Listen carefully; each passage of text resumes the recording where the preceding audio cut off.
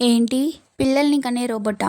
అవునండి. మీరు విన్నది నిజమే. దీని గురించి పూర్తిగా తెలుసుకోవడానికి ఇప్పుడే మన ఛానల్ సబ్స్క్రైబ్ చేసుకొని ఈ వీడియో లైక్ చేసేయండి.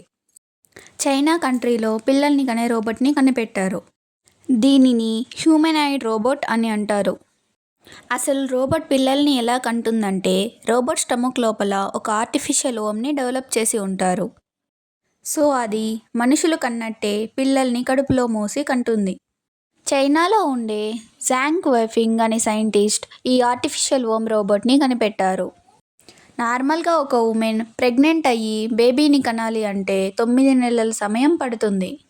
కానీ ఈ ఆర్టిఫిషియల్ ఓమ్ రోబోట్ అయితే కేవలం 7 నెలల సమయంలోనే పిల్లల్ని డెలివరీ చేస్తుంది. మెన్స్లోని స్పర్మ్ మరియు ఉమెన్స్లోని ఎగ్ని తీసుకొని ఈ రోబోట్ ఆర్టిఫిషియల్ ఓమ్లోకి ఇంజెక్ట్ చేస్తారు. దీనివల్ల ఆర్టిఫిషియల్ ఓమ్లో బేబీ అనేది పెరగడం మొదలవుతుంది.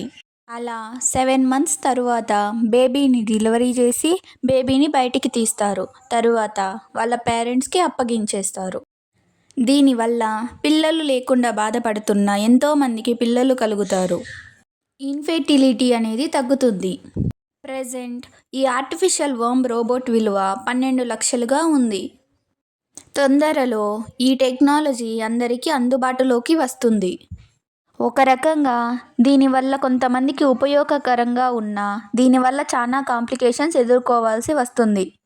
ఈ ప్రపంచంలో తల్లి గర్భానికంటే సేఫెస్ట్ ప్లేస్ ఏదీ లేదంటారు. అలాంటి తల్లి గర్భాన్ని ఆర్టిఫిషియల్ చేసేశారు. దీని గురించి మీ ఒపీనియన్ ఏంటో కామెంట్ బాక్స్లో చెప్పండి.